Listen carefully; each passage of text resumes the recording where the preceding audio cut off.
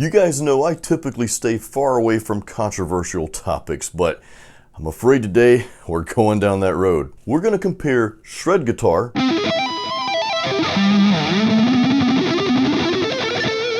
versus playing guitar solos with more feeling and less notes.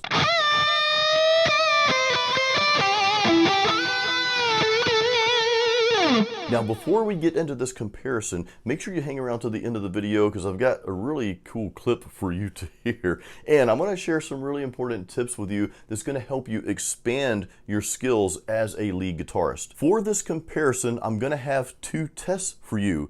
Each test will have option A and option B. Option A, that's going to be the shred guitar solo. Option B will be the guitar solo that has less notes but a lot more feeling behind it. We'll compare those two in both tests. So for this test, we need to come up with a cool rhythm to play behind.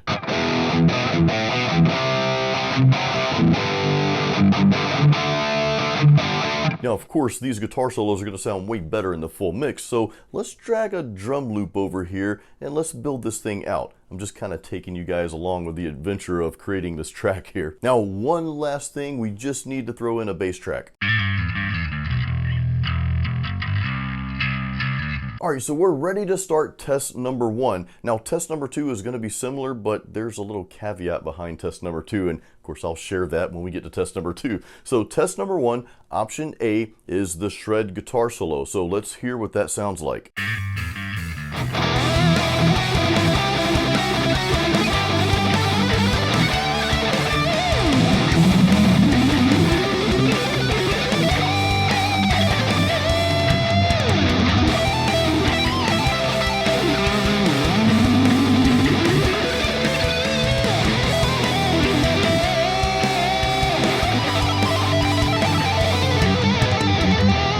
Alright, now it's time for option B. I'm going to play a solo that has a little bit more, well, a lot more feeling behind it, but we're going to be playing that with a lot less notes than what you just heard. So here's option B.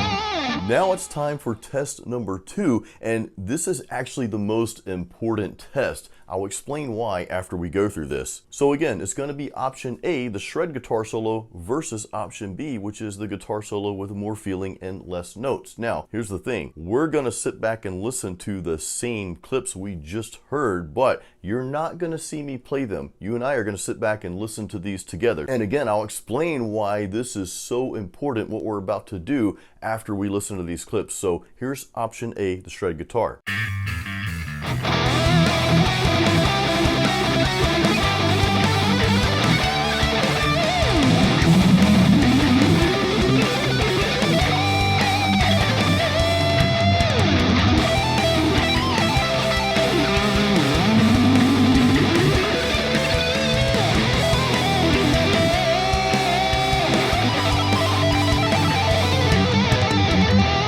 Now let's listen to option B, the guitar solo with more feeling and less notes.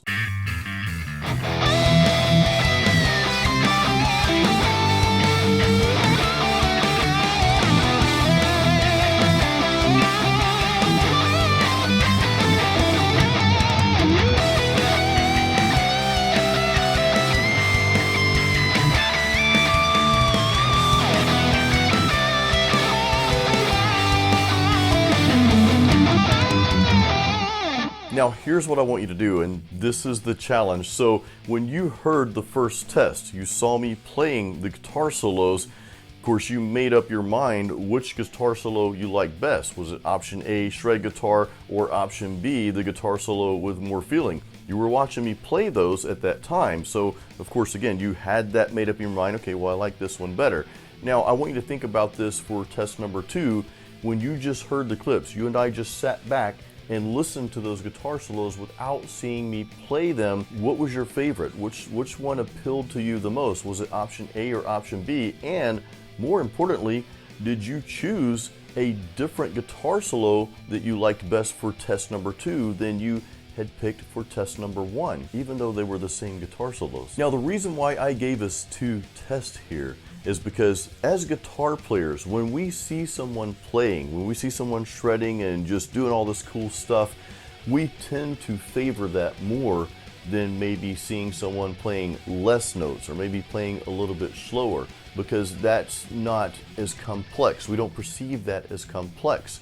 So if you're seeing someone shred, whether it's on YouTube or social media, and it could be anyone, our minds as guitar players, and because we're metal guitar players, we tend to favor that more. However, when you just sit back and close your eyes, and I should have told you guys to close your eyes and listen, maybe go back to these and close your eyes and listen to those tracks again.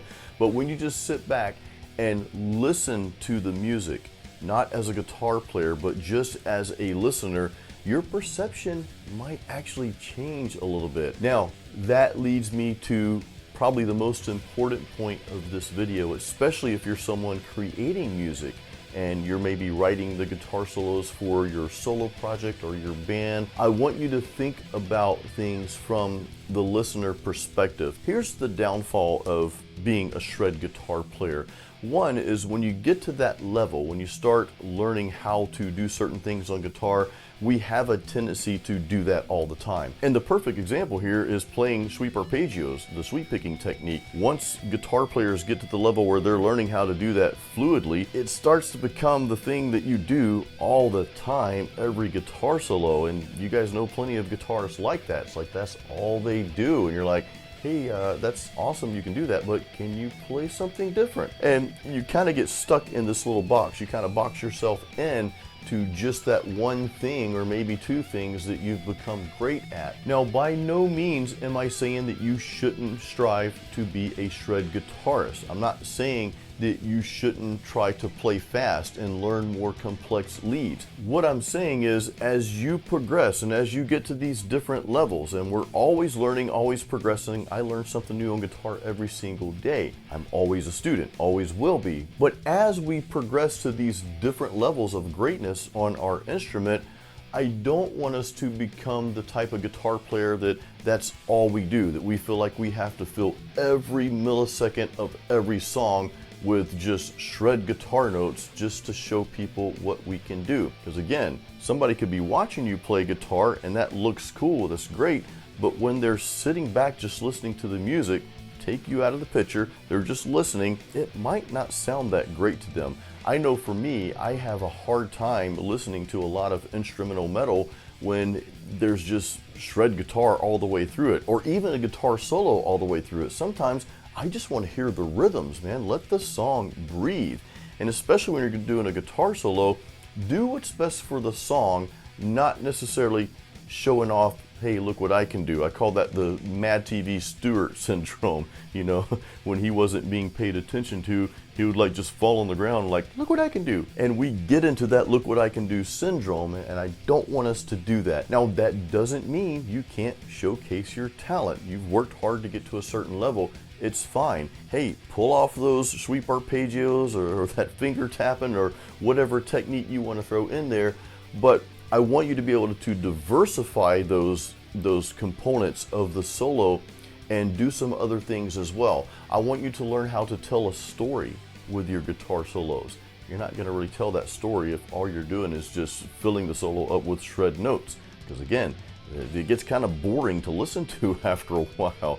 And I'll tell you a quick story here. I've got another clip I want you to hear, but I'll share this with you real quick. When I first started playing guitar, about a year into it, I started learning how to alternate pick and play faster solos, and that was just my goal. I was just set on becoming a fast guitar player, and I would lock myself in the room for hours each day, and I would just practice shred guitar. And I got really good at it. Problem is that's all I started doing. And even my good friends, they're like, hey, we know you're awesome and all, but this is getting a little old. Can you like sometimes play something different? And that was just like Greek to me at the time. But as the years went on, I began to realize, like, man, you know, I think I'm good, I think I'm sounding good, but it's really not, because it sounds like the same stuff over and over and over again. So I started diversifying my solos. I started saying, well, why don't I start out with like a little melodic pattern to kind of tell the story, to kind of bring the listener in. Then maybe I'll do something that's kind of shreddy. I don't know if shreddy's a word, but hey, we just made it up if it's not. And then go back to a melodic pattern and kind of alternate these things. And there's not really a formula to it, but just leave room for the solo to speak out and grow a life of its own. And I'll share an example with you. I'm gonna combine a little bit of shredding with some melodic playing with more feeling in this clip right here.